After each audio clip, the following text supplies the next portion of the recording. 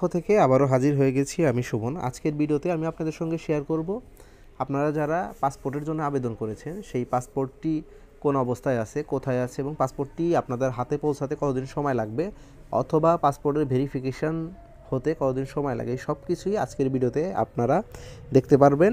2025 সালের জন্য আপডেট একটি পাসপোর্ট স্ট্যাটাস চেক করার নিয়ম আজকে আমি আপনাদের সঙ্গে শেয়ার করব।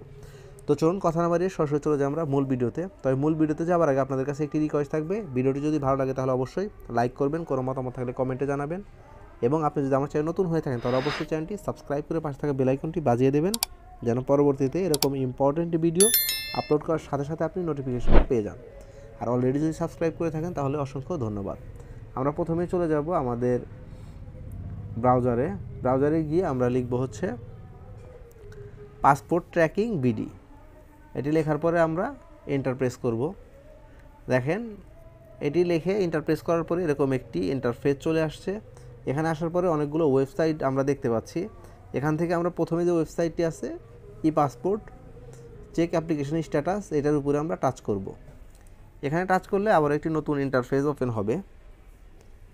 দেখেন ইন্টারফেসটি ওপেন হয়ে গিয়েছে। এখানে আসার পরে দেখেন চেক অ্যাপ্লিকেশন স্ট্যাটাস, এইখান থেকে আমরা ডান দিকে অ্যাপ্লিকেশন আইডি নামে একটি অপশন দেখতে পাচ্ছি। এইখানে আমরা অ্যাপ্লিকেশন আইডিটি দিয়ে দিব। এখন কথা হচ্ছে যে এই অ্যাপ্লিকেশন আইডিটি আপনারা কোথায় পাবেন। আমি আপনাদেরকে ছবি দিয়ে দিচ্ছি। দেখেন এই ছবির উপরে ডান পাশে অ্যাপ্লিকেশন আইডিটি দেওয়া আছে।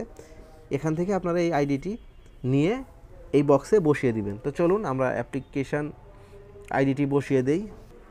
অ্যাপ্লিকেশন আইডিটি বসিয়ে দেওয়ার পরেই এখানে দেখেন নিচের দিকে আসলে পাবেন সিলেক্ট ডেট অফ বার্থ। এখানে এসে আপনার যে জন্ম তারিখ আছে সেই জন্ম তারিখটি এখানে দিয়ে দিবেন। তো চলুন আমি জন্ম তারিখটি বসিয়ে দিচ্ছি।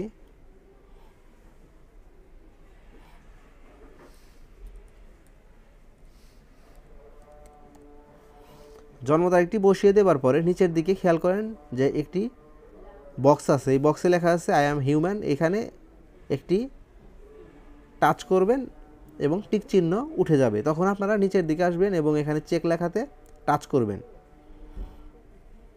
টাচ করার পরে আমাদের কাজ শেষ। আমরা উপর দিকে যাব।